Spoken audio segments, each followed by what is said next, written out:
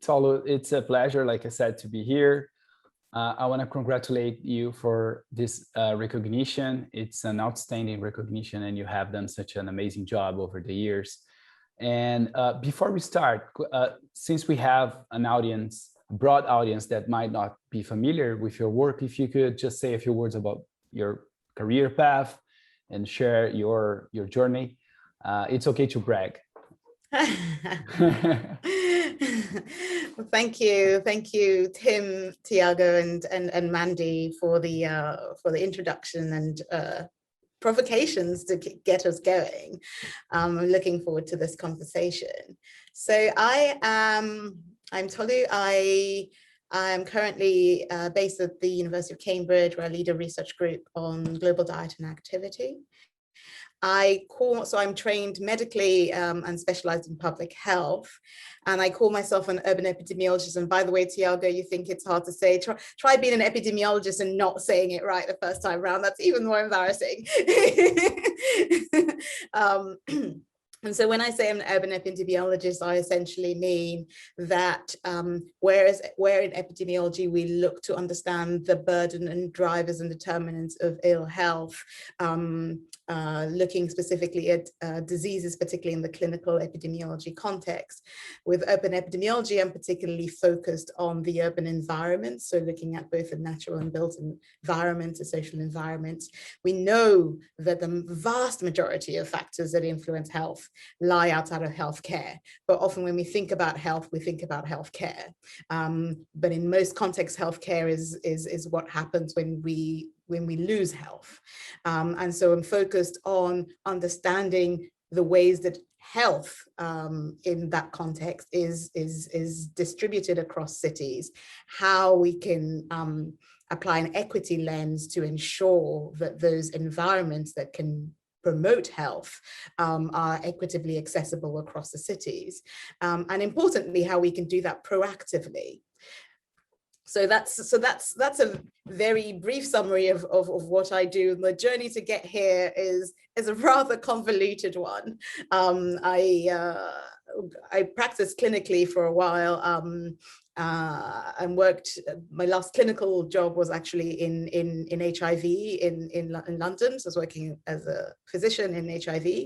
I then went to Cape Town, Mandy, for 12 months because I wanted to get to do a bit of research and get behind the disease a little bit, rather than just seeing patients and treating patients. I wanted to understand a little bit more about what the burden is, what the drivers are. So I went for 12 months and accidentally stayed for almost 12 years. And that really marked the start, inadvertently marked the start of my academic career. So I moved into looking at HIV and TB. And then as I was working clinically, noticed that, okay, we're looking at HIV, TB, but the same patients also have all these other conditions that we're not focusing on because we're focused on disease. And I started noticing anecdotally that when we do that, we end up treating the disease and not the people. So I started noticing that you had situations where you have people who had been living with HIV for a long time and had very well-controlled disease, but then were still dying prematurely of a stroke because nobody mentioned their blood pressure, measured their blood pressure, because that's not what we do. And I thought, well, are we treating diseases or are we treating people? So how can we actually be more holistic? So that was my first kind of move upstream to try to understand the whole human as opposed to a particular disease. But then doing that, we'll start notice that a lot of these diseases coexisted in ways that the health system was not structured to respond to. But then also notice that if we were going to prevent them, and the majority of these conditions were completely preventable, there was something very empty about sitting in the healthcare, in the clinic, telling patients that they should eat better, that they should walk and exercise, when I knew very well that the conditions just outside of the clinic did not support that. So that for me was the move towards urban health and urban epidemiology, to say, well, actually, if we're really serious about preventing these very preventable conditions, then we really have to go out of our comfort zones into the very spaces where health is actually being made. And we need to look at how to understand the challenges that people face and the barriers people face to making healthy choices, quote unquote. And I say that because often there isn't a choice, and how we can actually build and design cities that have health as its core. And then maybe the last thing to say, because I do feel like I've been talking too much, Thiago, No, go ahead, is that, go ahead. is that then moving from urban to planetary health was a natural move for me, because the primary focus of my research is cities in African countries, so in the African region. And these are the same cities that are both, or same settings that are both urbanizing really rapidly, but also at the forefront of ecological vulnerability and being impacted by the climate, realizing that the ways that we were urbanizing were also impacting the climate as well as impacting on humans. So if we're thinking about designing interventions in the environment to protect health, well, those environments had better be resilient against climate change for a start, but those interventions had also better not be protecting human health at the detriment to the environment, because that's not going to work out for us in the long term. So that's essentially contextualizing our urban health in the cities that we work has led to this focus on planetary health. Wow, that's amazing. I mean, it's the idea that we really are one, and I think the pandemic is showing us that, right? Mm-hmm. But it sounds so challenging when we consider like different realities, like mm-hmm. cities in Africa or in Brazil, and cities in Europe. I mean, we are talking about different challenges and different scenarios and different sources of revenue, for instance, for designing changes and stuff like that. So how can we address such a differentiations when it comes to the level of development and the connection with people's health? Yeah.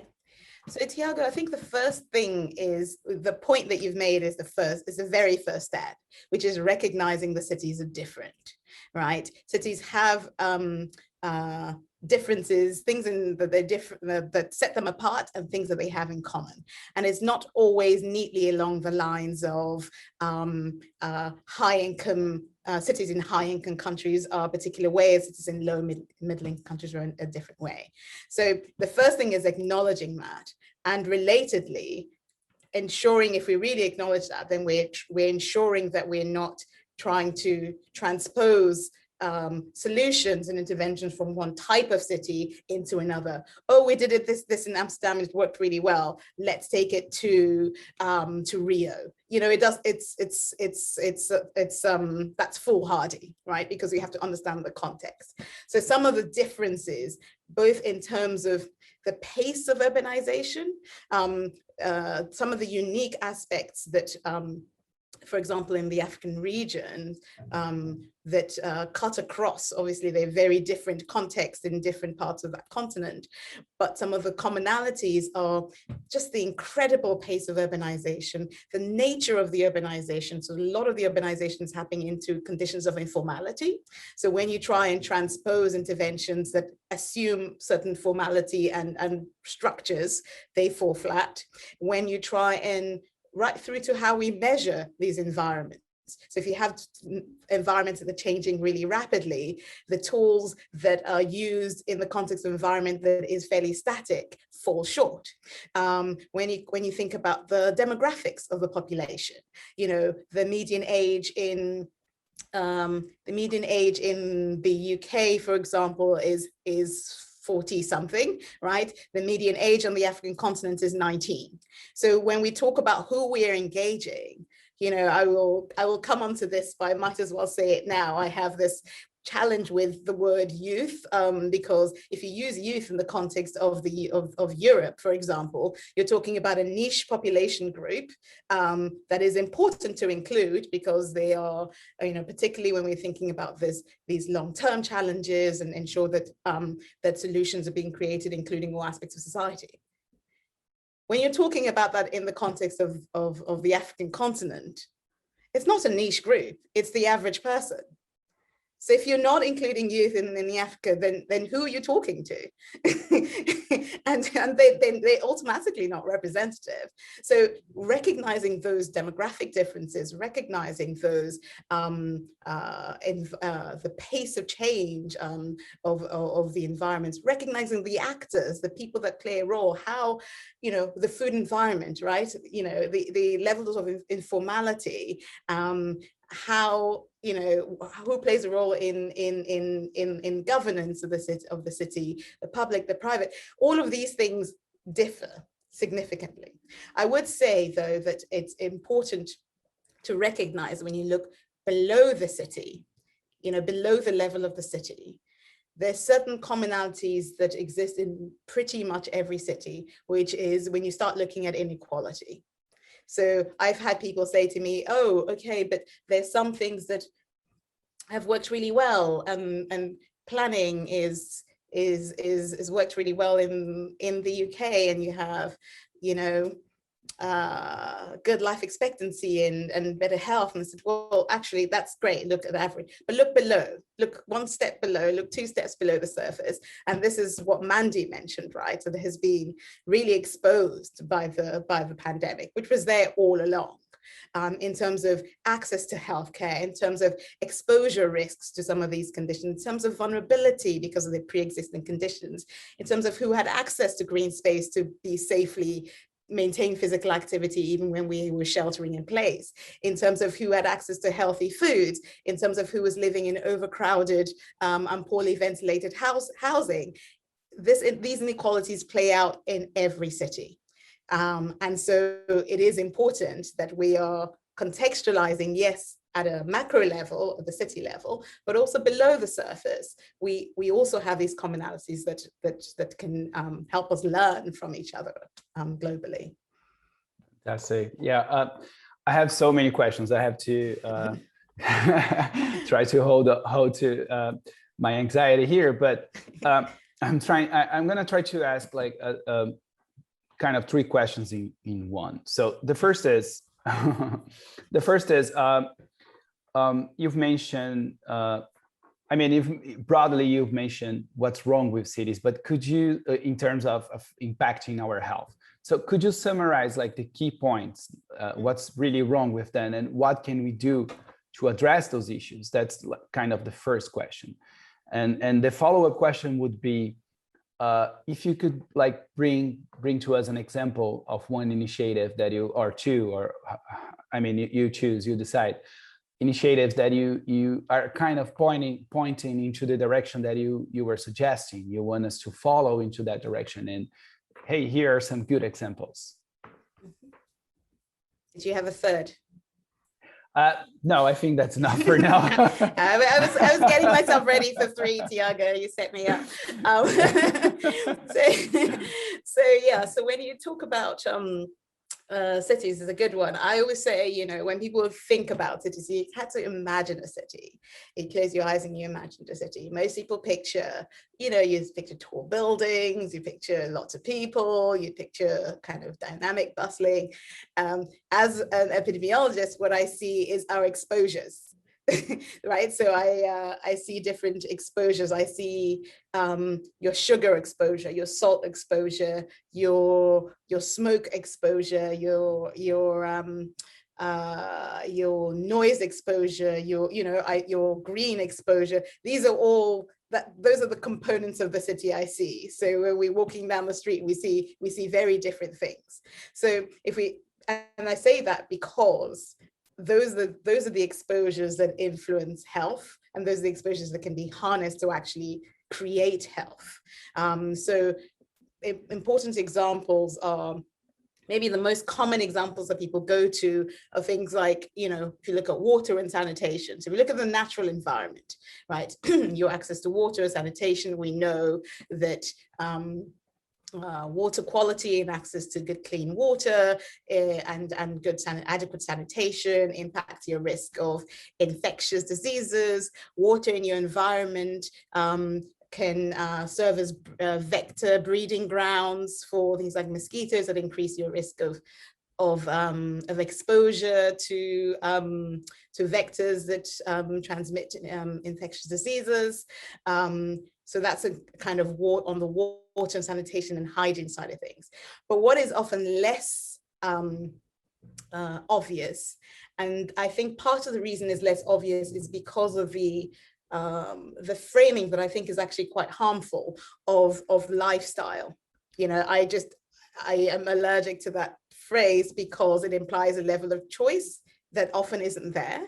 So things like your food environment, you know, we know that it significantly impacts your influences your food choices. So what is sold, and those dimensions of access, it could be next to me, but if it's unaffordable, if it's open from 9 to 5 when I have to leave home at 5 a.m. to commute to long distances and get back at 8 p.m., it doesn't matter if I live next door to it. If I'm bombarded with advertising from unhealthy foods and branding from unhealthy foods, which are not evenly distributed.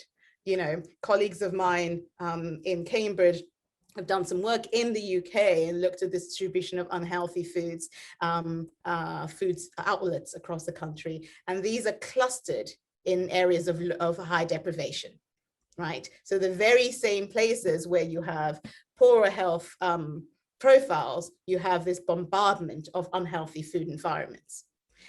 When it comes to built environments, the last thing thinking about in natural environments is air. And this is one of the things where you would think it's the biggest equalizer, right? You would think we would all be, we would see breathing clean air as just such an urgent priority because almost no one can protect themselves. Almost no one walks around in a huge bubble down the street. We're breathing the same air. But over 90% of the world breathes air that doesn't meet the WHO standard of good air quality. But it's not visible. We think about air pollution as things that obviously impacts respiratory, so people with poor things like asthma, you know, those are obvious things, but it also significantly impacts, increases the risk of strokes, of high blood pressure. We don't see these things, and they take a lot longer to manifest. So so that urgency and that drive to do something about it isn't there. But even though it's something we can't protect ourselves from, it's also unequally distributed. So you also see areas, and this is almost universally true. It's true in London, it's true in Lagos. It's the poorer the area, the poorer the air quality. Why would that be? That's just how we design the city. There's nothing inevitable about that. It's a conscious design. So that's thinking about natural environment. In terms of the built environment, the ways that we construct, so that from the buildings at the micro level to the planning of the city in ways that ensure that we preserve access to green space, in ways that support active transport and activity, walking and cycling.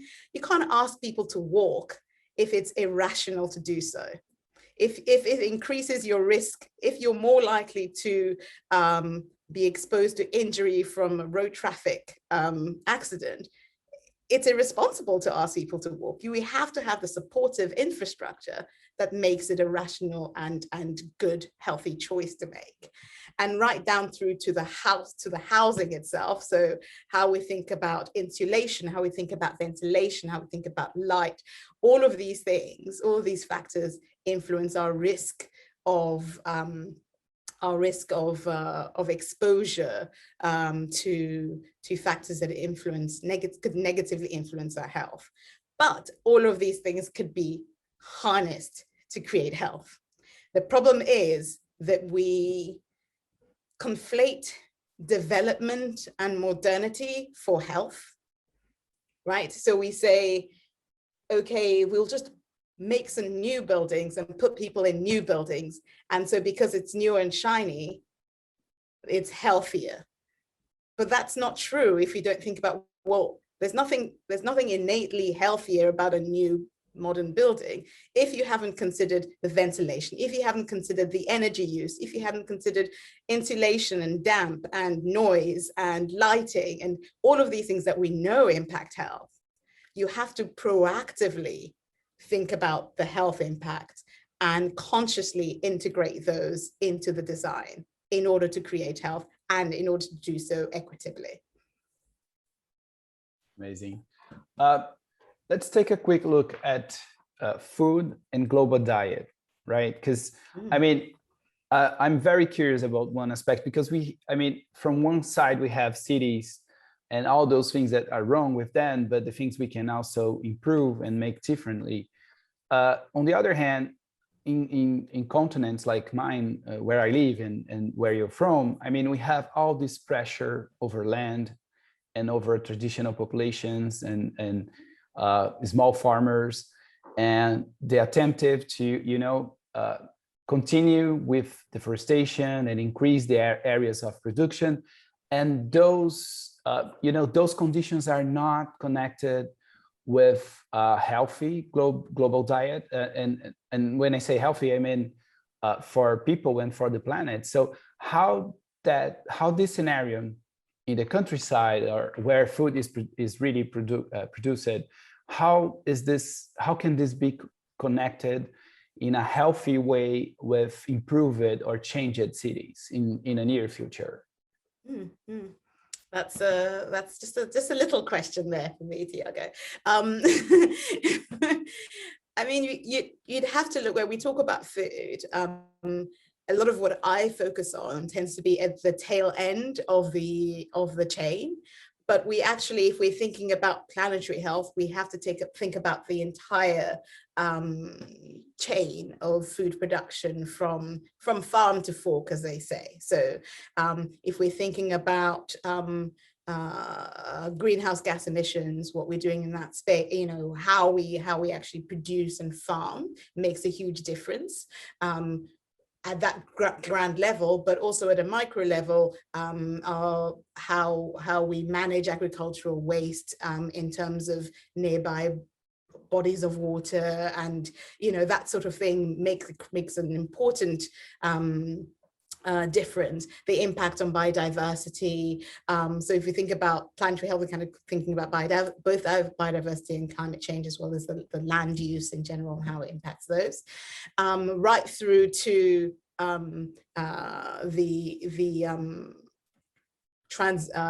transport of food, right, from where it's produced to where it's consumed. What are the efficiencies that we can make in those spaces? The longer distances you have to travel with the food, the greater the emissions, the more costly it is, both for financially, but also from a planetary perspective.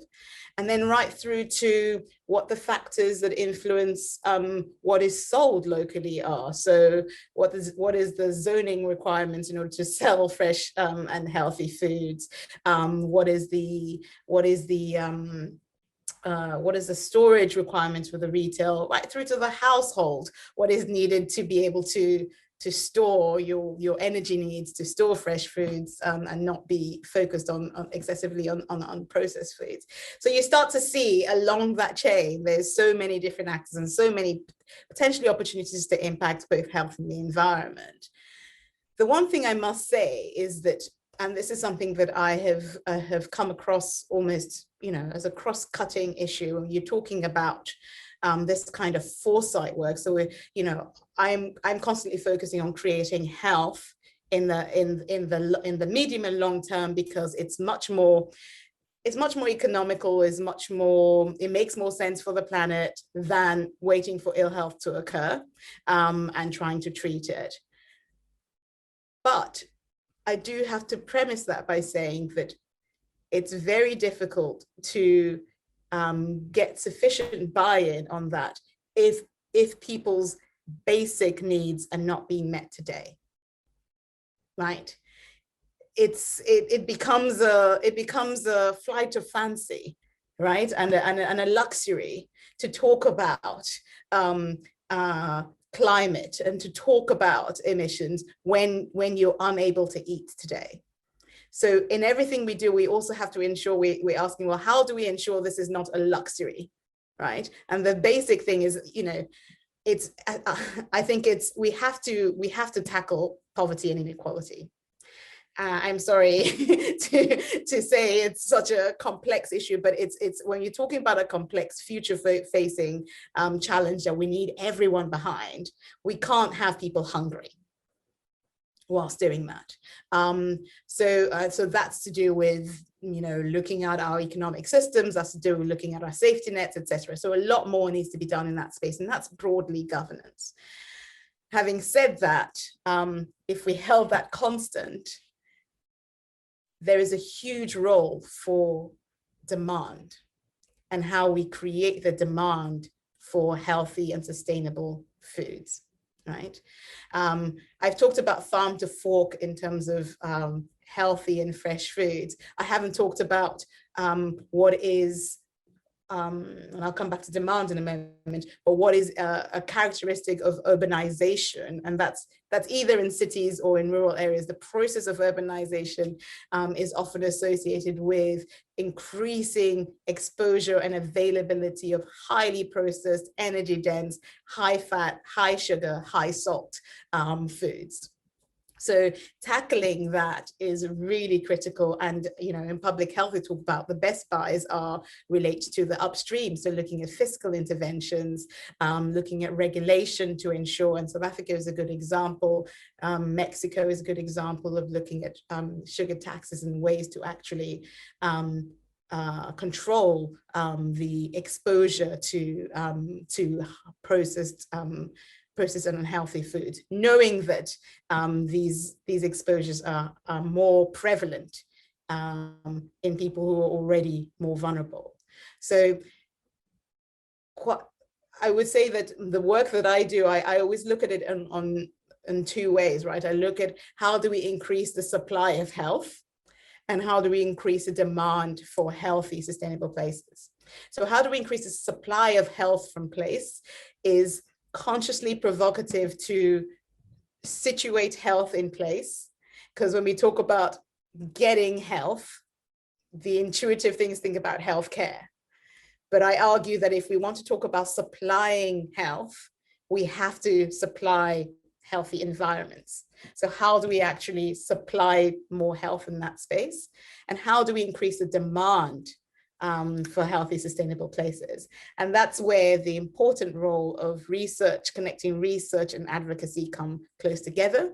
That's where the important role of young people becomes really prominent. And we see that in the context of climate change, and we're yet to harness it for planetary health. And that's part of what drives what I do. Thank you. Thank you so much, Tolu, for this this reply. Very complete. If we think about the other half of the unit, of your unit at Cambridge University activity. So if we think about now people's health in the individual level, right? I mean, kind of sort of two questions again. So one is, where does activity fit into that? And how is that applied into the urban space? And actually a third question, what do you do to feel good, to feel health? What are your strategies to deal with stress and to keep going, having this energy that you clearly shows to us that you do have to achieve all those things that you have done over the years. So what do you recommend us? Yeah, thanks. Thanks for not forgetting physical activity, because it's a really important aspect for both physical and mental health, as Mandy alluded to earlier. So when we talk about physical activity, we consider it across 4 domains, right? So we consider in the context of leisure, physical activity, we think about travel-related physical activity, think about domestic, so around the home, physical activity, and occupational physical activity. So those are the kinds of spaces in which you can be physically active. by and large, getting activity into as part of travel is a really critical way of improving health at population level. So if you can ensure and support active travel, so integrate active modes of travel, walking, cycling, etc., as part of the transportation infrastructure, is been shown to be really effective at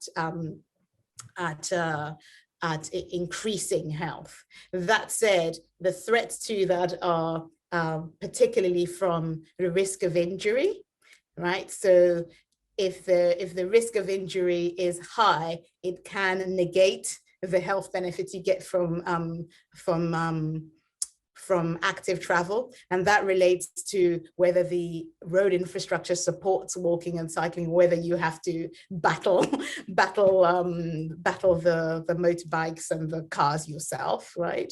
It relates also to road issues of road safety, but also air pollution. So if you're outdoors and you're in really highly polluted spaces, active physical activity becomes even more challenging. And then the third aspect that this influences is heat, right? So in the context of global warming, a lot of, and this is an interesting phenomenon, you have these urban heat islands. So in a lot of places, because of the concrete and brick structures and the loss of green space, you have this additional absorbing of heat during the day as released at night, where you actually have the cities being a few degrees hotter than the peripheral areas. So if you're not putting in the infrastructure that reduces the exposure to extreme heat, it also becomes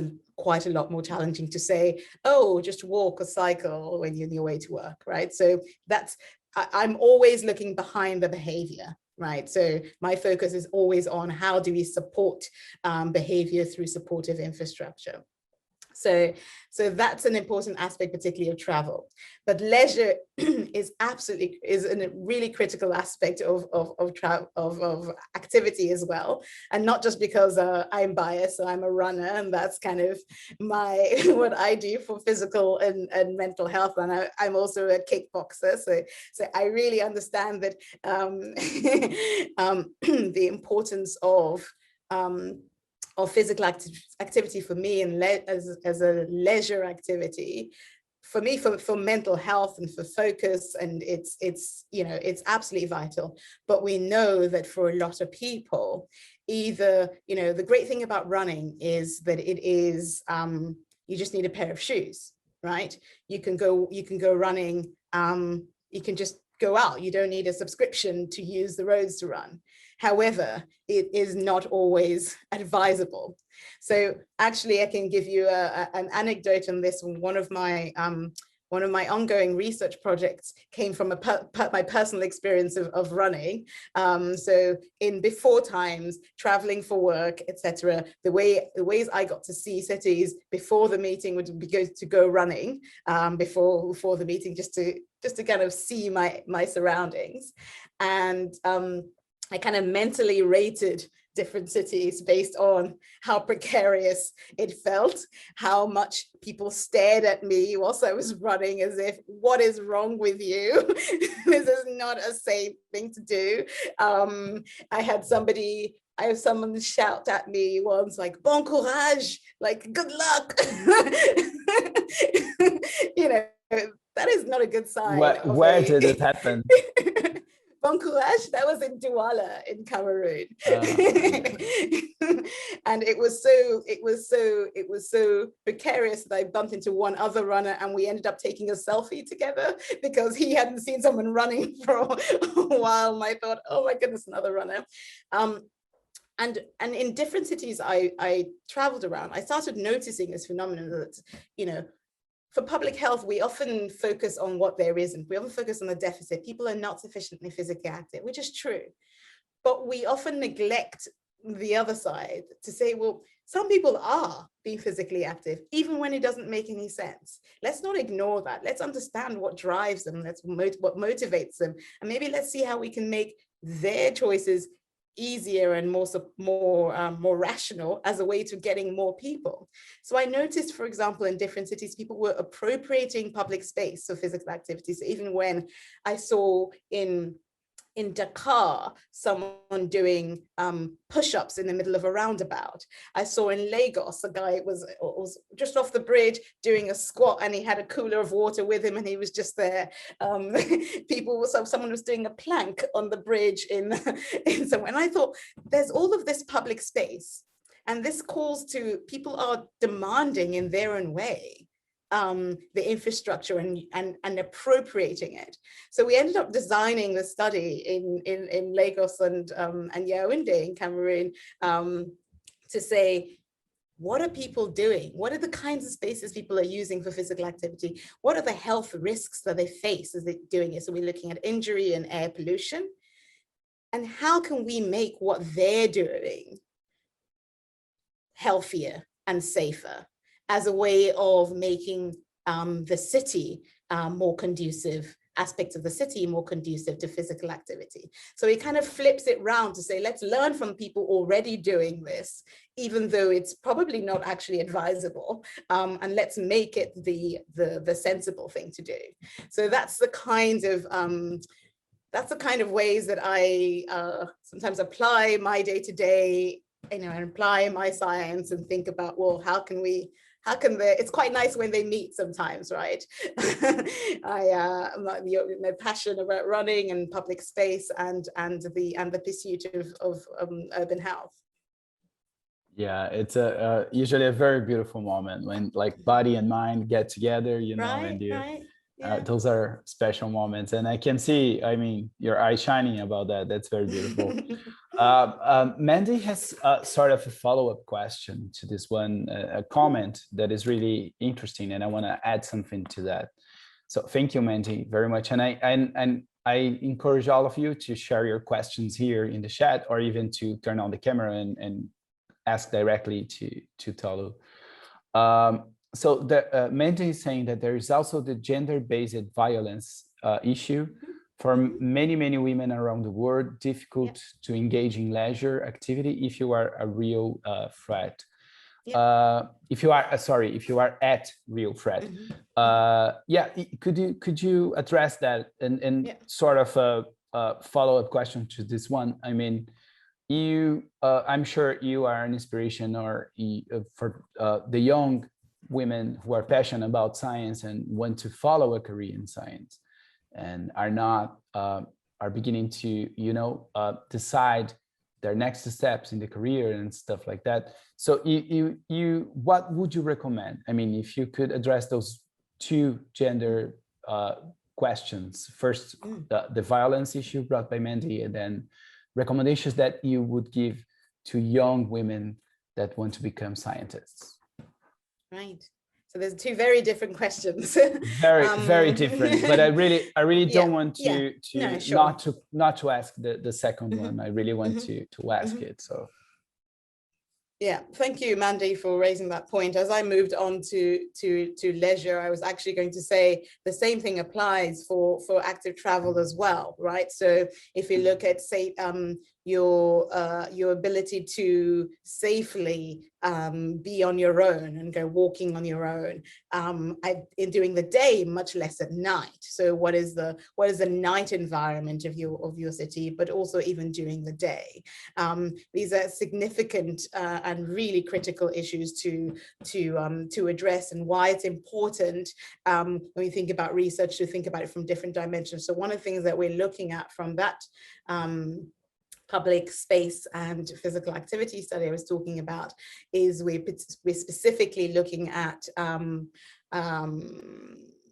gender dynamics of that, to try and understand, well, when we see people using public space in that way, are they mainly male? Are they mainly women? Is it a mix of men and women? And what is it that motivates them? So we're actually asking this. We don't have the results yet, but trying to understand what the perceived risks in terms of safety and injury are, and how these vary by gender, because that's an absolutely, because again, it's a bit like health, you know, if you don't consciously think about it, you don't design for it, right? So you can design something that is more accessible and make them healthier, but it still doesn't address the gendered realities that that we all navigate on a day-to-day. So thank you for highlighting that, Mandy. I think it's really critical.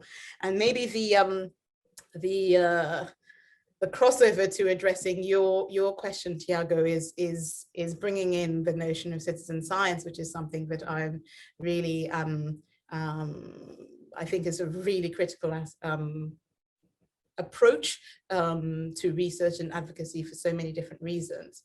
But to highlight that the study that we're talking about in terms of public space and physical activity, the approach that we took was actually a citizen science one, to say, well, run a public survey, like who's doing it, tell us about what public spaces are being used in your area, tell us if you use it, tell us what you think about it, tell us what you think about the safety issues, tell us what you think should be done, what are your access issues, who do you think should be governing this space, etc. And that is so valuable for different reasons, in addition to the obvious getting different perspectives, because obviously we try to think about it, and we try to, by having a diverse research team, think about these different components, but there's things that we miss if it's not our day-to-day reality. So citizen science, especially when you're interested in the environment, helps us understand what we call the lived environment. So we often talk about lived experiences in day-to-day, and then we talk about environments as if they're these objective structures, whereas actually the lived environments, the interaction between people and the environment, are actually what we need to understand, right? Because if I'm intervening in something and it's not part of your lived, it's not your lived environment, then it's not going to improve your experience if I'm intervening in that. So that's what we see as, that's why we want to harness the that power of citizen science. And the other reason in the African context is young people, right? So when I last year set up Urban Better as a kind of learning collaborative and advocacy platform, it was really recognizing that, again, taking this assets-based approach, there's a lot we need to do, there's a lot of work to be done, but you know what, there is actually also a lot of young people doing incredible things at micro levels on their street, in their neighborhood, right through to in their city, to different cities. We need to change the narrative. Right, we need to unearth and acknowledge what is going on, and I have to say that the experience of speaking to and engaging these really quite young people has been really inspiring for me, and it made me realize, answering your question, you know, the inquisitive state is a natural state, right? It's what we're all born into. It's our education system, it's our social cultural structures that get that out of us for different reasons. So I don't really, to be honest, from what I've seen, engaging people and getting young people interested in science, that's a no-brainer. You don't have to do anything, right? The critical question is how to integrate and have them part of the meaningful work that's happening, and not patronize, and not because that's what normally happens, right? It's like, oh, we're doing real work, and then let's get the young person to do a little song and a dance. I'm like, oh, that's lovely, now let's get back to work. It's like, no, actually, how can we, I'm being provocative, but you know, often young people are not seen in the spaces, but when they're seen, they're not heard, or they're heard and not listened to. So we have to think about how to integrate and youth privilege our redesign of cities.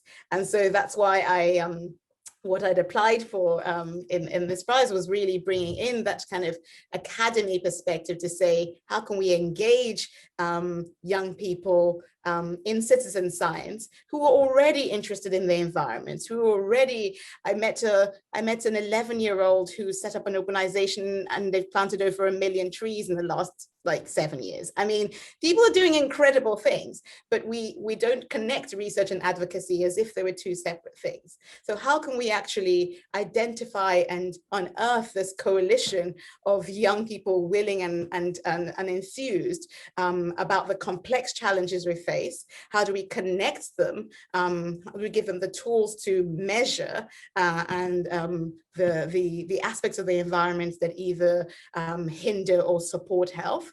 How can they learn from each other? And importantly, how can their observations be defined as the science? So it's not a side thing. What they're doing is actually the science. So how can we use their understanding to understand the dynamic ways our urban environments are changing? So that for me is it's so obvious on a continent where we have so many and we have an educational system that needs a lot of work in terms of being updated. And I think with technology today and with the internet and with social media, young people have an understanding of the complex global challenges we face. They don't see that reflected ordinarily in their day-to-day educational formal experience. And they're looking for and they're hungry for ways to matter, to participate and to connect and to be part of something bigger. And that need not be a separate advocacy space, because at the same time, on the science side of things, we're looking for ways to better understand the dynamic changes in our environment on a day-to-day. Well, let's work together to do that.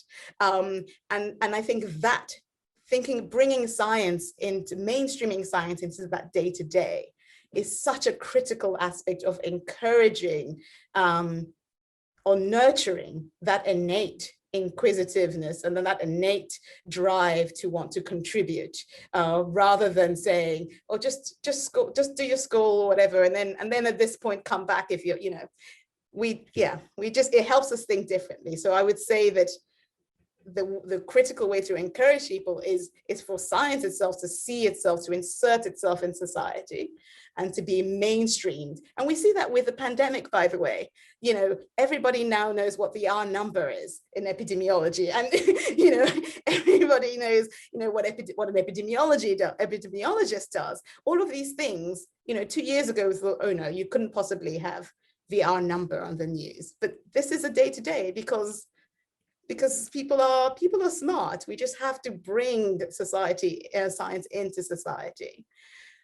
Yeah, I love that. It's a pragmatical approach, and because science is present in our daily lives, and to use that energy, that youth energy properly, right? Because just broadly speaking, like maybe the best strategy for that specific area was to plant 1 million trees, or maybe not. So scientists can help direct those efforts, right? Exactly. So I really love that approach. And make advocacy informed, right? So it's, you equip them with the tools, but also with the information and with the evidence, so that we're not having to, so the research is not something like, I'll do my study for 3 years and on year 4 or 5, I will disseminate the knowledge. Well, when it's already out of date. Whereas actually it should be a continuous day-to-day conversation, but because there's a lot we know already, and a lot of that is not being used in advocacy. So we need to bring those sides, if you like, together. And I think scientists, especially doing the kind of work I do, you can't really be I don't think you could be a planetary health researcher without having quite a heavy streak of advocacy in what you do. Yeah, that's a very good point. Ting has a very good question, and I also want to add something. Actually, as I was asking you the question about gender and encouragement, I was thinking, should I ask those questions together? But you replied so beautifully, so I thank you for that, for helping me out. I want to add something to Ting's question as well. So you talk about, like, we spoke about the contradictions between cities, let's say in Europe or in Brazil or in Africa, but let's focus in Africa now. more directly. So Tim is bringing the fact that it's easy for observers in the global north to think that cities in Africa should emerge as cookie cutter versions of what has worked in places like Europe or North America. But of course, this is not going to be the case. What are the distinctive features of African urbanization that the rest of the world needs to understand, appreciate, and support? And adding to this very good question, I want to talk about the Marshall Plan that is suggested for the post-COVID world. I mean, we spoke about the challenges that we have in Africa or in Brazil. Like in Africa, I know, for instance, that less than 1% of the population has been fully vaccinated, right? So how can we look at the Marshall Plan for the post-COVID-19, for the better urban spaces? How can we address that specifically in Africa, considering this reality? Okay, so but I just want to say that, of course, Africa is a continent, so that's maybe different realities are present there, of course. But so you've basically given my first response. I think if we're wanting to understand African urbanization, the first thing to say is that, and I do use it loosely as well, but that there isn't necessarily any such thing as African urbanization, because it is contextually different, and it's different parts of the continent, north, east, west, central, south, southern, have very different dynamics and realities. That said, I think some of the key distinctions are what I mentioned at the beginning, just around the pace of urbanization, the nature of the changes to the built form, so the informality of the built form, so how the cities are growing, the directionality in terms of the city, people are moving into cities, not necessarily because the opportunities are there and that they're drawing people, but so both the economic, the built, the natural environment demand far outstrips the supply. So you have this tension. I was trying to find the numbers. I don't have it at the tip of my fingers, but the number of, there was a chart that was done by LSE Cities, looks at the number of people moving in to cities per hour. And it's something like 11 people moving into London per hour. It's something like 56 people moving into Lagos per hour. It's something like 80 something people moving into Delhi per hour. It's something like that, right? So if you think about just the sheer force of urbanization, your response to it, the second you are just designing for today, by the time you're done, it's inadequate, because of the scale of growth. So how do you think about that? So I do think, even though I focus on urbanization largely in the context of cities, I know of and appreciate work that people do that, it's in the urban context that I deal with, it's not really complete without thinking about the rural, because the other aspect that is perhaps fairly common across the continent is the dynamic. So understanding urban exposure is to understand how people move between rural and urban, and that circular migration that is seasonal, that is periodic, that is very connected. The temporality of, home is rural, but I'm living in the urban. So there are these different contexts that you need to grapple with, and they vary quite widely in different cities in different countries on the continent. But at least knowing that is there. So when you see people living in cities, it's not just, okay, this is where you live. Even how people express. As mentioned, I used to live in Cape Town, and my patients, when I was still seeing patients, they would talk about going home, right? And home was the Eastern Cape. And I thought you lived here. It's like, no, there's home and then there's home, right? And so when you think about health and you think about exposures, you kind of have to understand that dynamic nature.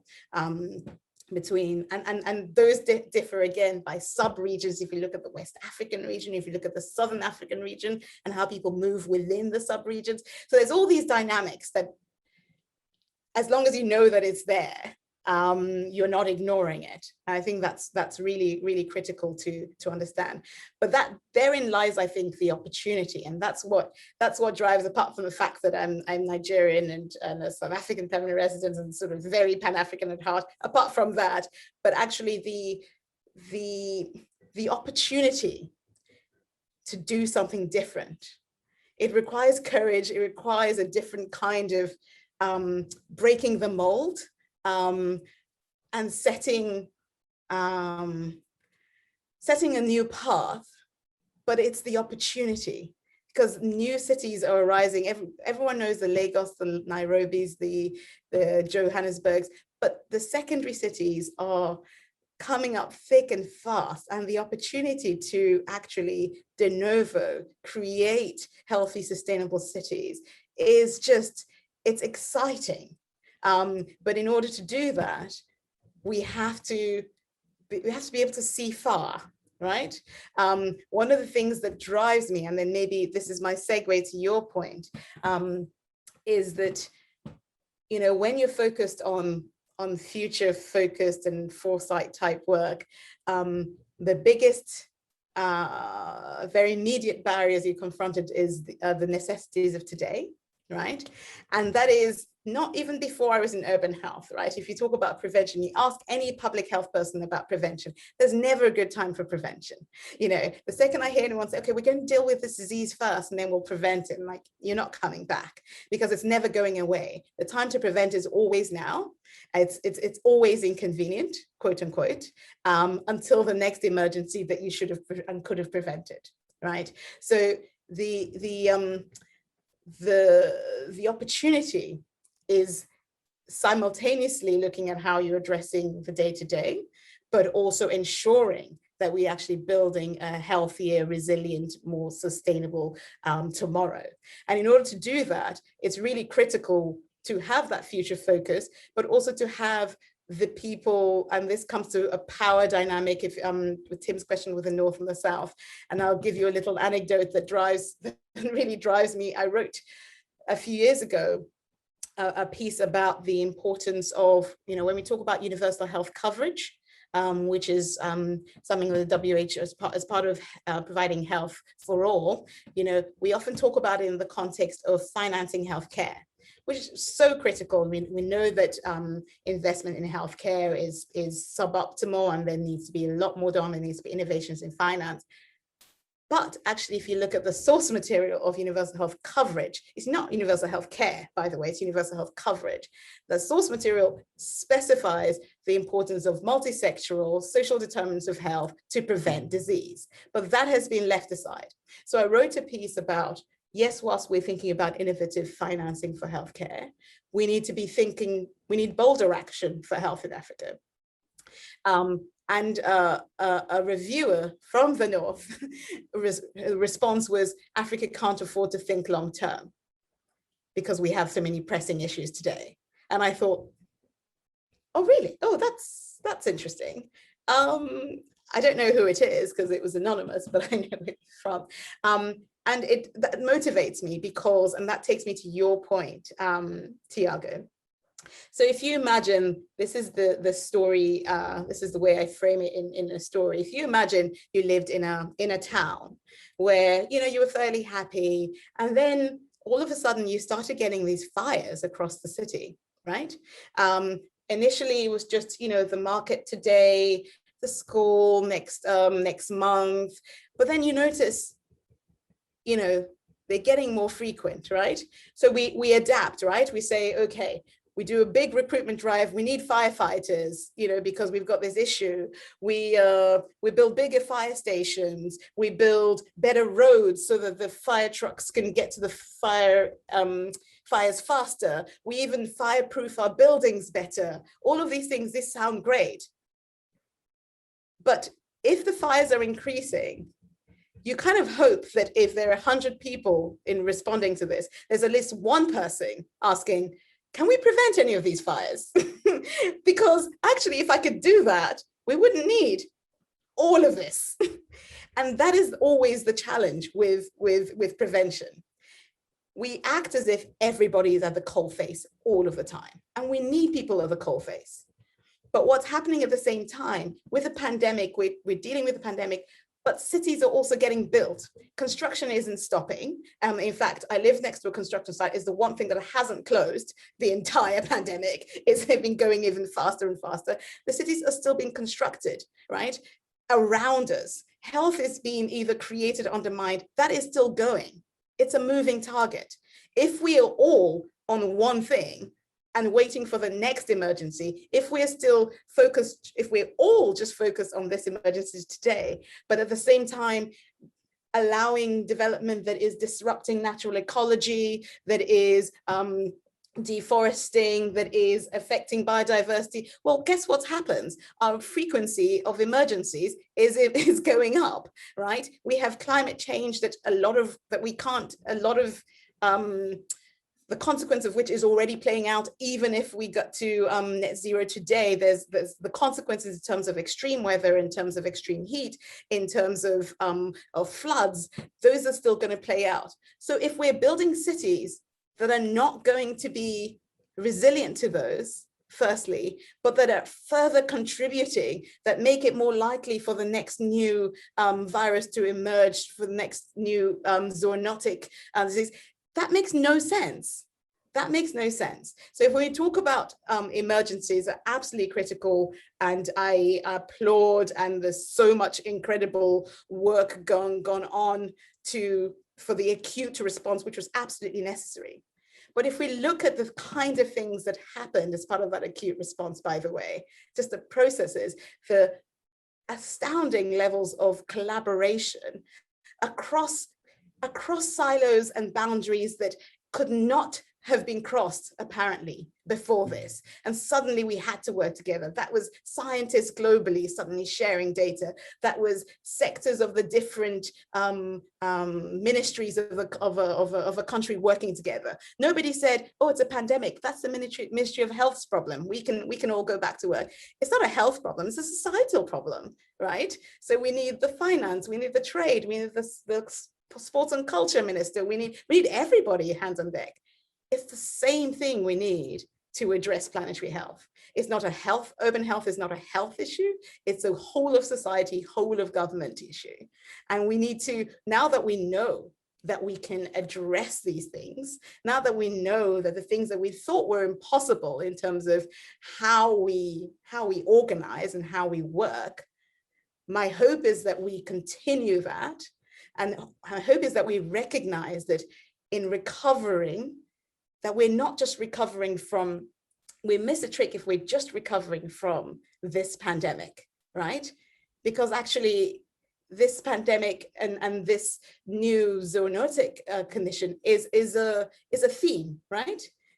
It makes no sense to say, let's just focus on COVID and let's continue to build cities that encroach into natural ecosystems, and let's continue to not look at ways to reduce vulnerability in the case of, so how do we protect people in case of emergencies that we can't prevent, so that emergencies don't become disasters? And how do we prevent preventable emergencies? That work has to be going on at the same time. That's a very good point. I mean, we also know that diseases, they do not happen separately, right? I mean, right now our focus is really on COVID-19. Yeah. But I mean, there is a combination of factors and a combination of disease that can usually happen at the same time, right? Mm-hmm. So would you, sort of a follow-up question to your answer, would you add something to that scenario? And I mean, speaking about multiple comorbidities, do you think like the best way to address that is by making cities better? Yeah. So if we look at, I was asked a while ago whether the pandemic highlights that we should be focusing a lot more on infectious rather than non-communicable diseases. And my response was, I'm not sure how this could possibly be a question that is necessary now, given that we know that, if we look at the key risk factors for a poor outcome from COVID. Okay, so age is the largest risk factor. Sure, that's an inevitability at the moment.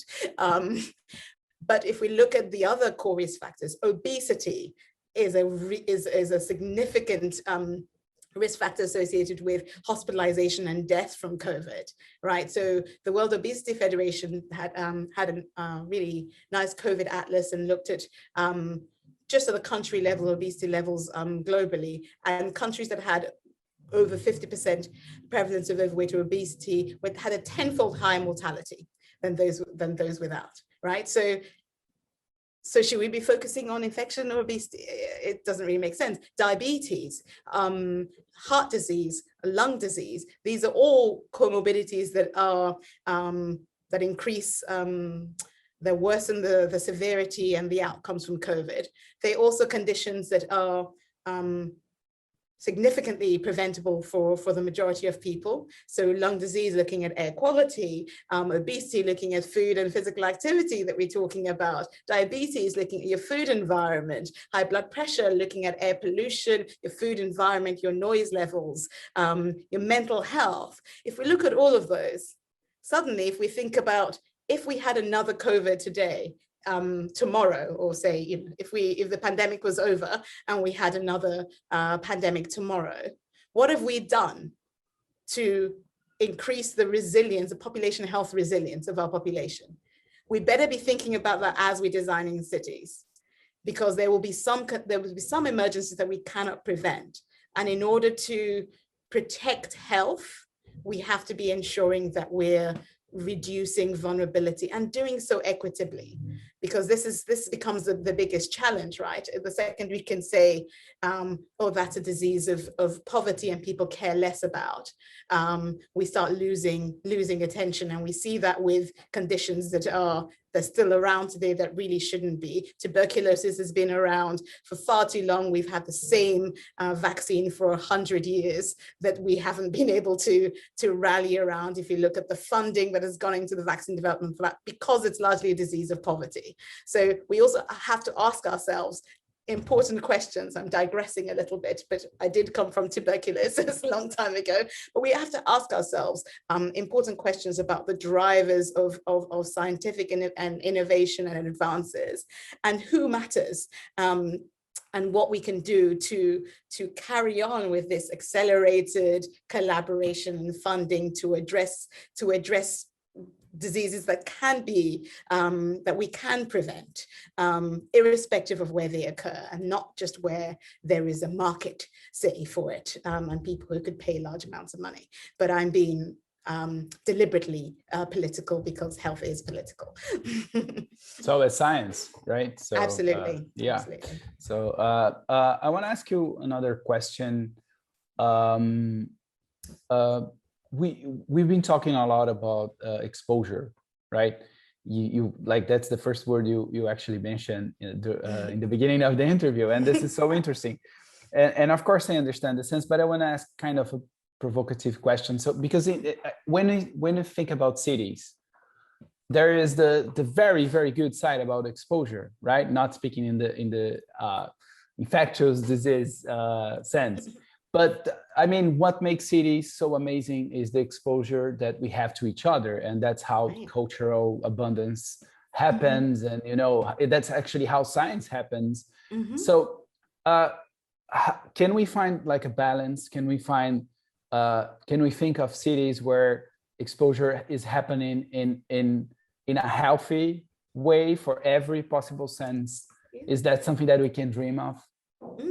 No, absolutely. I mean, the reason why cities have emerged, because there's an economy of scale, right, with cities, right? If you're having the energy needed to meet the needs of humans that are spread out is is much more inefficient than if you increase density.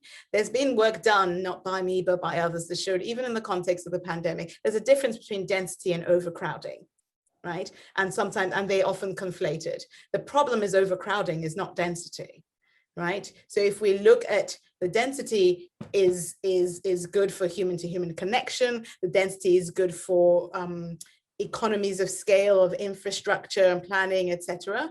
Overcrowding is pathological, right? Because it's not catering to the demographic, socio-cultural needs of the population. It's overcrowding either in context of housing, overcrowding in the context of access to green space, etc. So density is not the issue.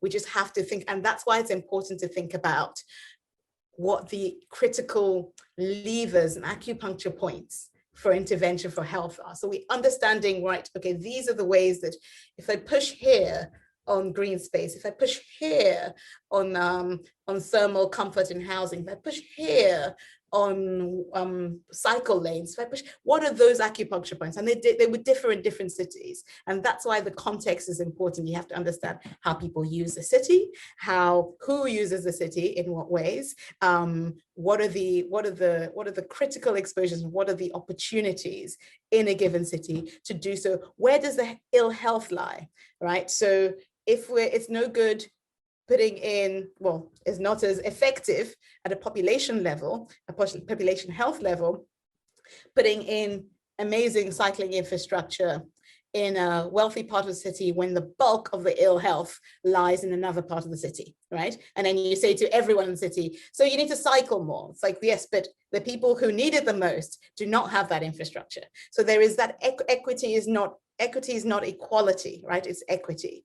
And that is one of the challenges that I faced in my work, and this is some of the kinds of things that we can get around with this kind of participatory work, is bringing data together, right? So we've got some work that we were doing in Cape Town on health and housing, and the healthcare sector has got some data, the housing sector has got some data, the housing sector is doing things in the environment, but we asked, well, if we could understand what the health needs are, and what the disease burdens are of this population, could that not help us prioritize what the housing intervention should be, right? But in order to do that, you have to break down silos of data, silos of working together, people who don't ordinarily work together because they don't have a mandate to work together. So I said, every minister should have a health portfolio, right? Because they are more responsible for creating health than actually healthcare. The Ministry of Health largely, does preventive good work around immunizations, child immunizations, but largely for a lot of countries, essentially picks up the flack of ill health that is largely created in other spaces that are not held to account, right? You don't say, we don't ask how the urban planning sector has created health today. We don't, the building of the new development ends when it opens. It doesn't end when we look 10 years later as to whether there was an increase in hospitalizations amongst the people in those. That's kind of what we need, actually. There's an interesting study done in Wales that looked at that, right? They looked at upgrading of social housing in different parts of the city, and different components of social housing, from lighting to prevent falls, to insulation in terms of heat, to ventilation, to green space. And they found over a 10-year time span, because that's how long it takes, a 40% reduction in emergency hospital admissions in the people who were exposed to the upgraded housing compared to that is, I can't think of what other medical intervention reduces emergency admissions by 40%. It's really powerful, but we don't see it overnight. And it takes investment, it takes vision, it takes courage, it takes conviction, and it takes kind of a dogged persistence to apply that evidence to improve health in the long term. And it certainly doesn't fall nicely within a political term of office. So you reap the benefits, benefits in a different time, you reap the benefits in a different sector, right? So we need to kind of bring these things together, and that's where the governance integrated and systems approach to health creation comes in. Oh, that's I was just about to ask you for data that support those claims that you just gave us. So I appreciate that. We are actually far beyond schedule now, but I think everyone is excited about this conversation and listening to you, Tolu. But as we move to the end of the session and the interview, we have a final question from Mandy, and also I want to give you some room for your final comments after you answer to this question. So I think this is really connected to what you just mentioned, because Mandy is asking about the cost, right? So in a sense, how much does it add to cost right now if we, if we take this long-term pragmatically speaking about making cities better in the health sense, how can we look at cost into, adding cost to the equation? Yeah. That's a really important point. I glossed over when I talked about integrated governance, because a really important barrier has also been, siloed budgeting, right? And siloed budgeting, but also short-term and not having space for long-term budgeting. So if I started the other way around, Mandy, with the South African example, there's been some work done by some colleagues that looked at, South Africa is an upper middle income country, so that's the context. If you in South Africa looked at the cost of ensuring that everyone with cardiovascular disease of some sort, so high blood pressure, cardiometabolic disease, that complex, everyone with that disease now was receiving adequate treatment at the primary care level, right? Just those set of conditions, it would bankrupt the healthcare budget, the Ministry of Health budget. So when we talk about costs, let's put it in the context of what we cannot afford to do before we talk about what we cannot afford not to do before we talk about what we can't afford to do. And the problem is, it's easier to continue treating, right? But there is no, it's more intuitive, if you like, as you can see that. And for sure, there needs to be a greater investment in healthcare as a proportion of the proportion of GDP expenditure falls in most African countries, falls short of the proportion of GDP that needs to be spent on healthcare. That said, there is no conceivable pace of GDP growth that would outpace the current curve in terms of the rise of disease burden. We have to flatten that curve. And so when we talk about the cost, the pandemic is a good example. And I'm sorry I don't have the numbers to hand, but if you look at what we have spent globally on this pandemic, and we look at what we would be spending to prevent, it's a fraction of a cost. So we always say we don't have the money until there is an emergency, and then suddenly there is money. Well, actually, if we thought in the longer term, right, it would be a lot less disruptive. It would cost a fraction of the amount. The challenge is that wrong pocket problem, right, in that you put in somewhere and you reap the benefits elsewhere, is the delayed nature. As I just gave the example of Wales, you put it in now. There's some actually, it's not all long-term, like cardiovascular disease and emergencies. If you look at shorter term things in terms of mental health, in terms of respiratory admissions for exacerbations of asthma, last December, there was a landmark ruling landmark ruling in London for the first time ever. A young girl in London has had air pollution attributed as the attributable cause of her death for the first time.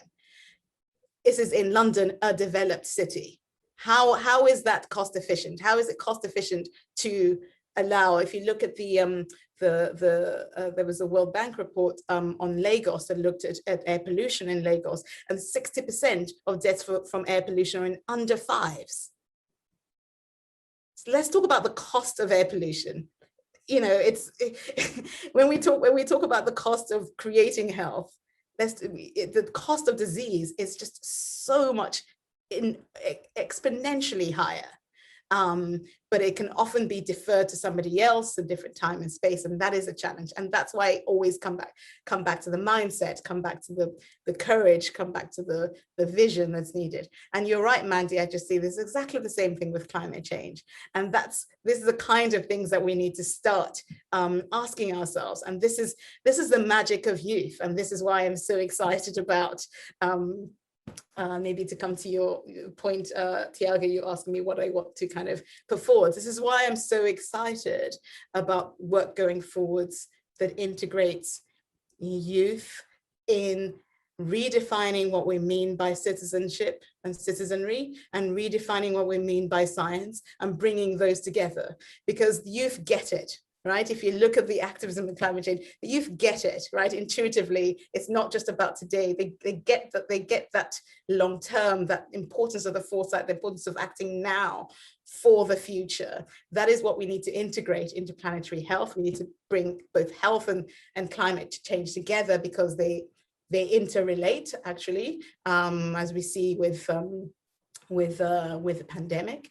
And so that is what excites me the most, the opportunity to work with, particularly in the African continent context, that latent, dynamic, incredible force of a population that is young, that actually should by default be healthy. You know, in a continent that has a lot of low and lower middle countries, we should be saying, you know, we should be in a position where we are able to say, it's a good thing we have such a young population, so our healthcare costs are lower because our population is naturally healthier. Shouldn't that be the norm? If your average age is 19, why, you know, but the problem is we're creating illness. The work I did years ago looked at, you know, we see a rise in multimorbidity happening at earlier ages, you know, in increasingly early ages. That should be a source of shame and a source of just outrage, because we have a young population. Not only should we be ensuring that they stay healthy so that our healthcare costs are lower, but that they should be part and parcel of shaping that mindset that puts us squarely looking at the future to say, how can we shape, how can we design our cities of today so that it is suitable for our cities, for our health, and for our planets of tomorrow. I have young people now talking about their children, right? Why are we not thinking about in that way? Why are we so obsessed with today? So I think that for me is what gets me the most excited. And I think the cities and the countries that do the best going forwards are the ones that will be that harness and integrate and privilege the perspectives of youth, and integrate the science, the research and advocacy for a healthier and more sustainable cities. So that's what gets me excited. Yeah. I mean, this shift to from you know, to long-term thinking, you know. I think this is a challenge that is posed. It's out there. We all need to address it, and it's so good to see scientists working, you know, so hard in a specific field to address that challenge that is really collective. So thank you very much, Tolu, for this session. I was really excited to listen to you. It has been a real pleasure. And Mandy, thank you so much for the last question. I think that was perfect for our closure. And thank you all for being with us today. Like I said in the beginning, this conversation was hosted by the Latin Foundation and the Young Academy of Norway with the support of the World Federation of Science Journalists.